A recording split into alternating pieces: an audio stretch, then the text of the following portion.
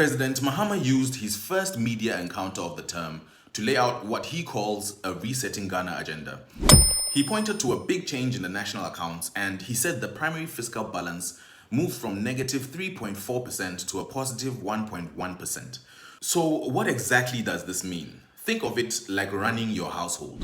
The government was spending more money than it earned, even before paying the loan interest. That's what we call a negative balance. Now, for the first time, this has changed. The government is collecting a little more than it spends on its day-to-day needs. That's what moving from negative 3.4% to 1.1% means. It doesn't mean all our debts are gone. We still owe interest, but at least we're no longer living on fully borrowed money. He also added that there are over 200 active investigations into corruption, with about 80 people already interrogated. Now, on the educational front, he announced that 120,000 students have been refunded under the no-fee stress program. And in mining, he promised that there would be no new mining licenses in forest reserves. And in addition, legal steps are being taken to make that permanent. With this, President Mahama is saying he wants Ghana to run a 24-hour economy, meaning more offices, shops, and services working day and night. But he also knows that this cannot just happen anyhow. So behind the scenes, there will be work to change laws and workplace rules so that businesses can operate longer hours while workers are protected with fair pay and proper conditions. All these announcements sound like a big roadmap. These are clear steps and promises on paper.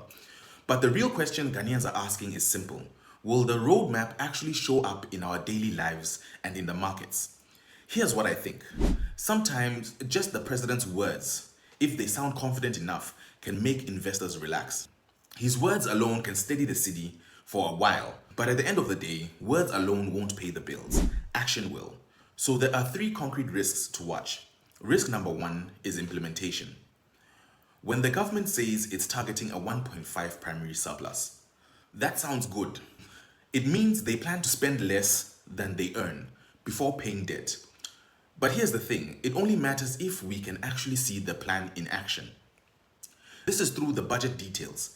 This is through how they do procurement and in open public reports. Otherwise, it's just talk and people can't feel the difference. Risk number 2 is enforcement without fairness. Investigations into corruption are good. These investigations must be timely and transparent. Otherwise, people will say the prosecutions are political theater and nothing is actually being done. Now, risk number 3 is distribution.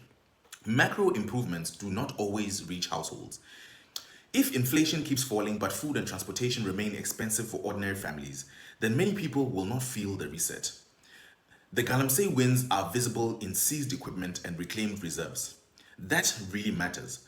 But restoring rivers and livelihoods takes time and money. For example, people who lost farms need alternative incomes. If you're watching this video, you are not passive audience. Your experience matters more than the statistics. Which of these promises matters to you and why? Leave your answers in the comments.